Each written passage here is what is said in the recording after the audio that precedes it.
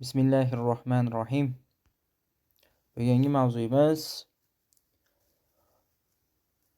oqsillar. Oqsillar.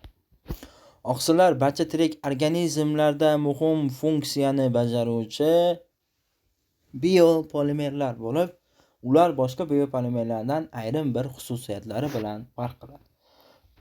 Ulardan birinchisi, ya'ni oqsillar qolgan biopolimerlardan ko'ra ko'proq monomerlardan tashkil topgan, ya'ni ularning monomeri aminokislotalar bo'lib, ular 20 xil hisoblanadi. Nuklein kislotalarda monomeri nukleotidlar, ular 4 xil: adenin, guanin, sitozin, timin yoki uratsin. Uglevodlarda esa bitta glyukozadan iborat, lekin oqsillarda esa 20 xil aminokislotalardan iborat. Tirik organizmlarda uchrashi 20 xil, lekin tashqi tabiatda esa 300 dan ortiq aminokislotalar uchraydi. Ikkinchisi, oqsilning tarkibidan qat'iy nazar undagi azotning miqdori o'zgarmas 16% ni tashkil qiladi. Uchinchisi esa molekulyar og'irligi qolgan biopolimerlardan og'ir. Ya'ni eng kichik oqsilning og'irligi 6000 daltondan yuqori hisoblanadi. Oqsillarning elementar tarkibi. Oqsillar asosan uglerod, vodorod, azot, kislorod hamda qisman oltin gumurtdan tashkil topgan.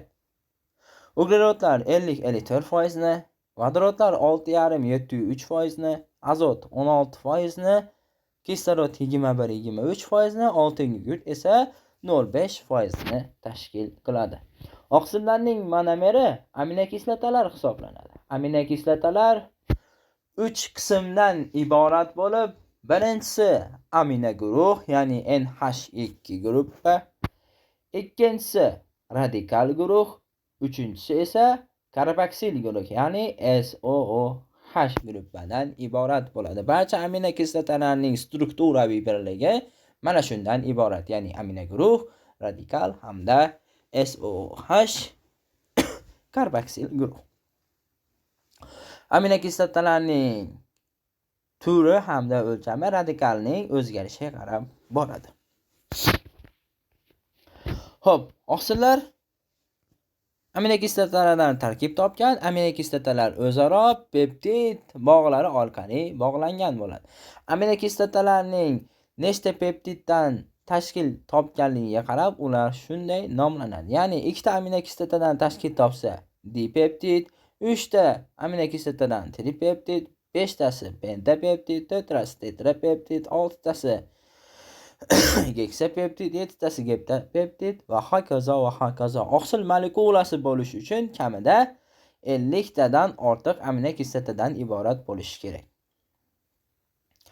1 dan 12 gacha 10 tagacha aminokislotadan iborat bo'lsa dipeptid, tripeptid, tetrapeptid deb nomlaymiz. 10 tadan 50 ta aminokislotadan iborat bo'lsa polipeptid zanjiri deb ataymiz. 50 tadan yuqori esa oqsil molekulasini hosil qiladi. Eng kichik oqsil insulin oqsili bo'lib, u 51 ta aminokislotadan iborat.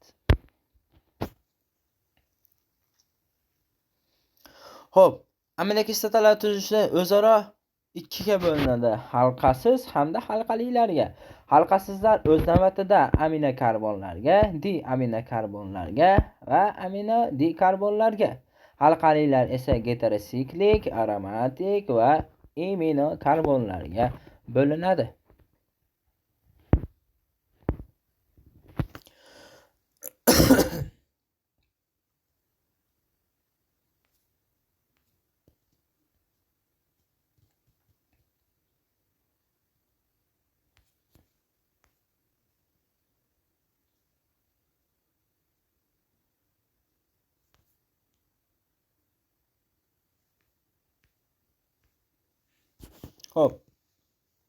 Aminokarbonlar, ya'ni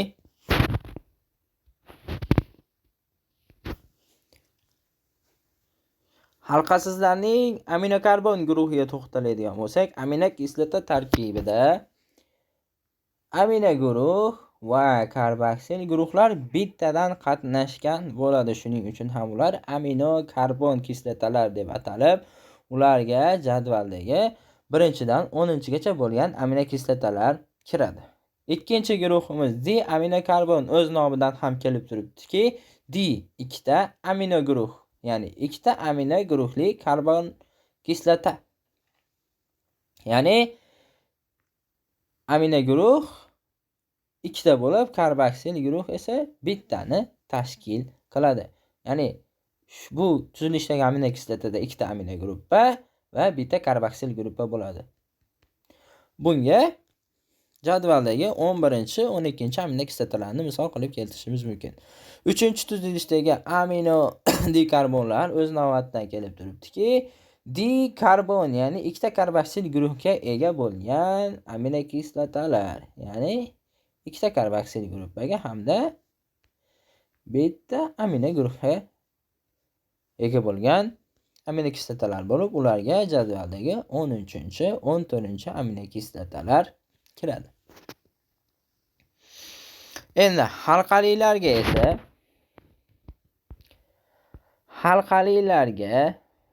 o'z navbatida heterosiklik, aromatik va aminokarbon aminokislotalarga bo'ldik.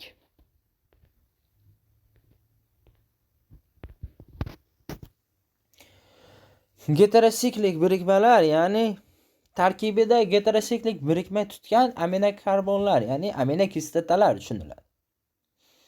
Ya'ni halqaning har bir uchida uglерод atomlari joylashgan, lekin bu halqada yod modda, element, oltin guyurt, fosfor balki boshqa elementlar joylashganligi uchun ular heterosiklik birikmalar deb ataladi.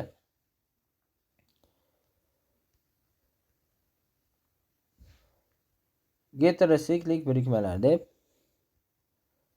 ataladi.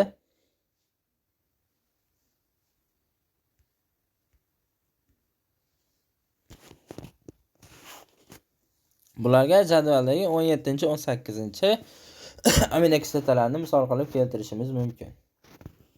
Ikkinchisi aromatik, tarkibida benzol halqasini saqlagan aminokislotalar, ya'ni aromatik birikmani saqlagan aminokislotalar tushuniladi. Bularga jadvaldagi 15, 16 aminokislotalar hisoblanadi. Aminokarbonlarga esa mana bu amino guruhdagi bitta vodorodning yo'qolishi natijasida hamda mana bu uglerod o'zi birikkan uglerod atomidagi bitta vodorodni yo'qotishi natijasida amino guruh vujudga keladida, ular orasida qo'shmoq hosil bo'ladi. Shuning uchun ular aminokarbon kislotalar deb ataladi.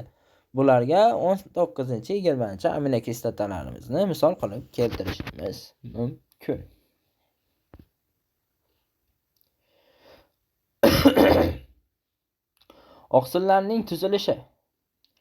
Oqsillarning tuzilishi asosan 4 xil bo'lib, 1-lamchi, 2-lamchi, 3-lamchi hamda 4-lamchi tuzilishlarni o'z ichiga oladi. 1-lamchi tuzilishda aminokislotalar faqat peptid bog'lar orqali vujudga keladi. Birlamchi tuzilish faqat peptid bog'lar orqali amalga oshadi. Xo'p, peptid bog' qanday hosil bo'ladi? Birinchi aminokislotadagi karboksil guruhdagi gidroksil ioni qizil rangdagi hamda ikkinchi aminokislotadagi amiyakdagi bitta vodorod, ya'ni qizil rangdagi vodorodlarning birikishi natijasida bir molekula suv chiqib ketadi hamda mana bu karbonil gruppa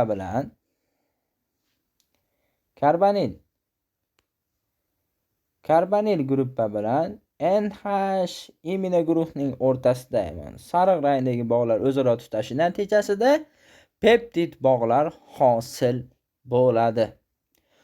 Xo'p, birlamchi tuzilishga ega bo'lgan oqsillar faqat to'g'ri zanjirdan iborat bo'lib, bunga faqat insulin oqsilini misol qilib keltirishimiz mumkin. Ikkilamchi tuzilishga ega bo'lgan aminokislotalar birlamchi tuzilishga ega bo'lgan aminokislotalarning NH hamda SO, ya'ni qo'shni karbonil hamda qo'shni NH gruppadagi orasida vujudga kelgan vodorod bog'lar orqali spiral shakliga keladi. Bu esa ikkinchi tuzilishni hosil qiladi.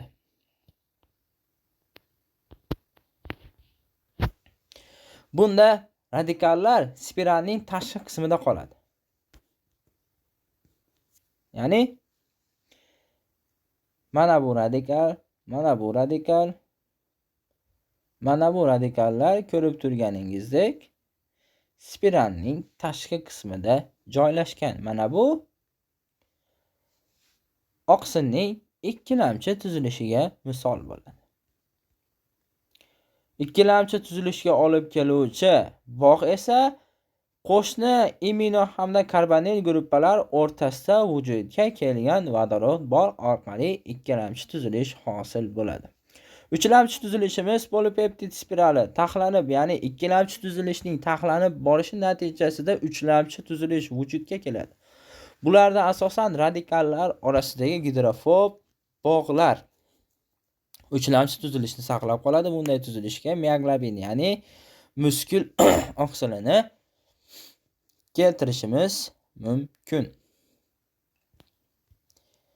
Ko'rib turganingizdek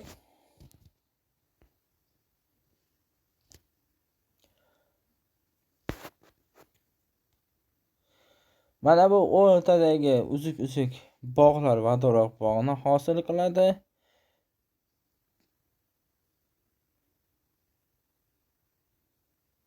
Radikallarning o'zaro bir-biriga tortilishi natijasida gidrofob bog'lar ikkilamchi tuzilishni uchlamchi tuzilishga aylantiryapti. To'rtlamchi tuzilish, oqsilning to'rtlamchi tuzilishi polipeptid zanjiridan tuzilgan murakkab oqsillardan, ya'ni polipeptid zanjiridan tuzilgan murakkab oqsillarda kuzatiladi. Ya'ni bularda gidrofob ionli vodorod bog'lar orqali birikkan bo'ladi zanjirlar. Bular muhit sharoitiga qarab qo'shilish assotsiatsiya yoki ajralish dissotsiatsiyaga uchraydi. Bunday oqsillarga gemoglobin oqsilini misol qilib keltirishimiz mumkin. Bu ham murakkab oqsil bo'lib, oqsillar tarkibida temir elementi joylashgan. Xo'p, gemoglobin oqsili ikkita zanjirdan, alfa hamda beta zanjirdan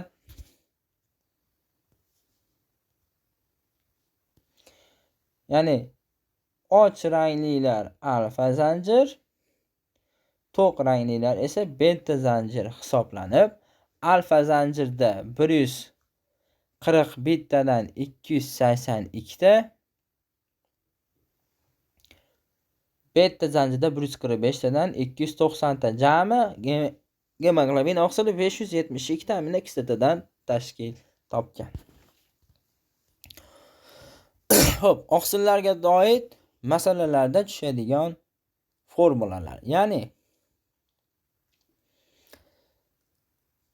oqsilning massasi berilishi mumkin, aminokislotalar sonini toping deydi yoki aminokislotalar berilishi mumkin, oqsilning massasini topish kerak degan misollar bo'lishi mumkin. Buning uchun birinchi qiladigan ishimiz, agar aminokislotalar soni beriladigan bo'lsa, oqsillar tarkibidagi aminokislotalarning og'irligi 120 daltonni hosil qiladi. Bu doimiy o'zgarmas. Barcha oqsil tarkibidagi barcha aminokislotalarning og'irligi 120 dalton keladi. Xo'p, oqsilning massasini topish uchun mana bu formula, ya'ni katta M teng n ko'paytirilgan 120 bu oqsilning massasini beradi. Bu esa oqsilning massasidan aminokislotalar sonini topishni bildiradi. Yana bir formula, ya'ni aminokislotalar sonidan -1 ni ayirsak, bu peptid va chiqib ketgan suv molekulasini bildiradi. Sizlarga yetkazmoqchi bo'lgan ma'lumotlarim shu edi. E'tiboringiz uchun rahmat.